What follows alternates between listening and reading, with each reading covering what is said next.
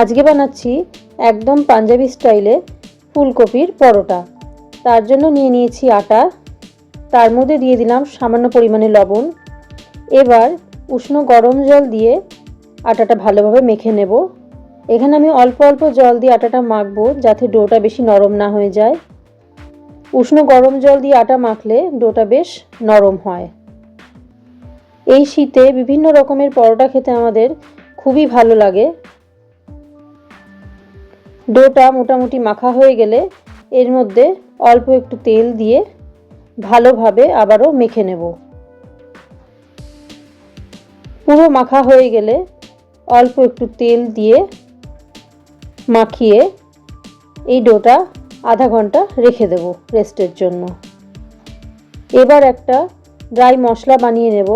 তার জন্য একটা প্যানে 1.5 টেবিল চামচ গোটা জিরে আর 3 টেবিল চামচ গোটা ধনে, 4 থেকে 5টা শুকনো লঙ্কা দিয়ে হালকা রোস্ট করে নেব। বেশি ভাজা চলবে না, তাহলে কিন্তু একদমই ভালো লাগবে না মশলাটা খেতে। একদম হালকা ড্রাই রোস্ট করে এটা গুঁড়ো করে রাখবো। এবার একটা বড় সাইজের ফুলকপি নিয়ে ফুলগুলোকে এইভাবে আলাদা করে নেব কেটে, আর মাঝের যে অংশটা থাকবে সেটা এইভাবে 4 ভাগ করে নেব।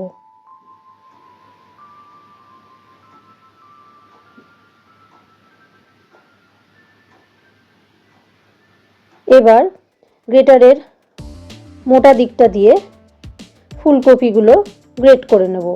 ছোট দিকটা দিয়ে করলে কিন্তু একদমই ভালো হবে না। ডাটাটা গ্রেট করব না, আমরা শুধু ফুলের দিকটাই গ্রেট করে নেব। এই ডাটাগুলোও কিন্তু ফেলে না দিয়ে এইগুলো দিয়েও খুব ভালো একটা সবজি তৈরি হয়, সেটা আমি তোমাদের পরে শেয়ার করব। এইভাবে ফুলগুলো গ্রেট করে নিলাম।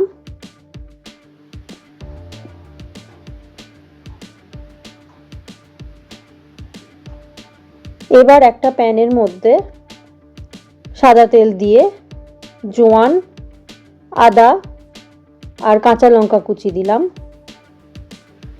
আদাটা এখানে আমি গ্রেট করে নিয়েছি। এবার গ্রেট করে রাখা ফুলগুলো দিয়ে দিলাম। এর মধ্যে অল্প পরিমাণে লবণ আর হলুদ অ্যাড করে এগুলো নেড়ে নেব। তার মধ্যে ধনে পাতা, কসুরি মেথি, অল্প পরিমাণে গরম মশলা আর যে মশলাটা ভাজা তৈরি করে রেখেছিলাম 1 টেবিল চামচ, সেই মশলাটা দিয়ে ভালোভাবে এটাকে মিক্স করে নেব। এটা পুরোটাই মিডিয়াম ফ্লেমে করবে। এবার ধনেপাতার চাটনি বানানোর জন্য হাফ পেঁয়াজ, কয়েক কোয়া রসুন, 3টে কাঁচা লঙ্কা, একটু আদা কুচি আর কয়েকটা গোলমরিচ দিয়ে ওর মধ্যে বেশ খানিকটা ধনেপাতা দিলাম।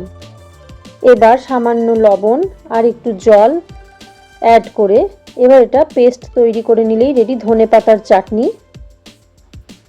এবার যে ডোটা রেস্টে রেখেছিলাম সেটা একটু ডলে নিয়ে এর থেকে লেচি কেটে নেব। লেচিটা যেমন রুটি হয়, রুটি লেচির থেকে সামান্য একটু বড় করে লেচিটা কেটে নেব।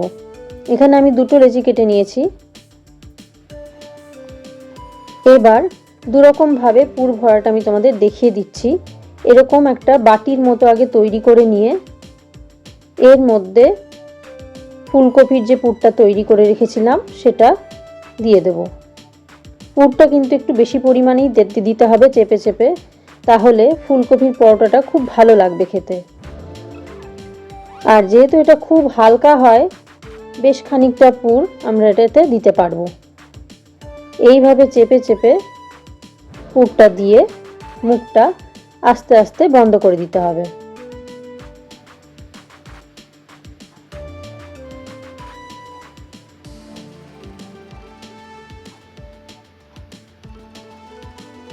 এইভাবে একটা পুর দেওয়া তোমাদের দেখিয়ে দিলাম, আর একটা ভাবে দেখিয়ে দিচ্ছি।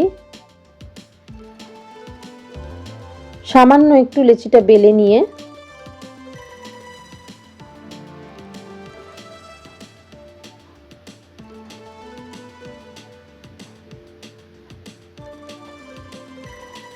এবার এর মধ্যে আগের বারের মতো পুরটা ভরে দেব।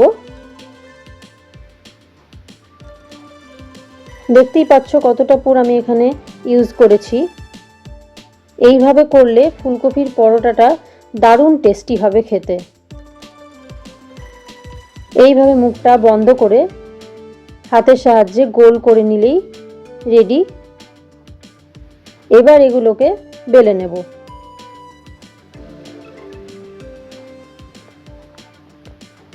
খুব চেপে বেললে পুরটা কিন্তু বেরিয়ে যাবে। আস্তে আস্তে এইভাবে হালকা হালকা করে বেলে নিতে হবে পরোটাটা। এই যে দেখছো অল্প অল্প বেরিয়ে রয়েছে, একদম পারফেক্ট এরকম করেই বেলে নেবে তোমরা। এবার একটা তাওয়ায় দু পিঠ সেঁকে নিয়ে অল্প অল্প ঘি বা তেলের সাহায্যে ফুলকপির পরোটাটা বানিয়ে নেবে। এইভাবে চেপে চেপে দিলে ভেতর থেকেও পরোটাটা একদম তৈরি হয়ে যাবে। তোমরা এটা ঘি দিয়েও করতে পারো, তেল দিয়েও করতে পারো। আমি এখানে তেল দিয়েই করলাম। একদম রেডি গরম গরম ফুলকপির পরোটা। এইভাবে যদি তোমরা ফুলকপির পরোটা করো অসাধারণ লাগবে, একদম মুখে লেগে থাকবে। যারা এখনো ট্রাই করোনি অবশ্যই এইভাবে ট্রাই করে দেখো।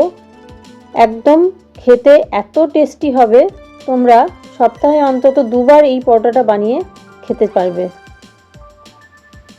অসাধারণ টেস্টি এই ফুলকপির পরোটা। যারা যারা এখনো বানাওনি অবশ্যই ট্রাই করো। দইটা এখানে আমি ক্রিমের মতো একদম ফেটিয়ে নিয়েছি।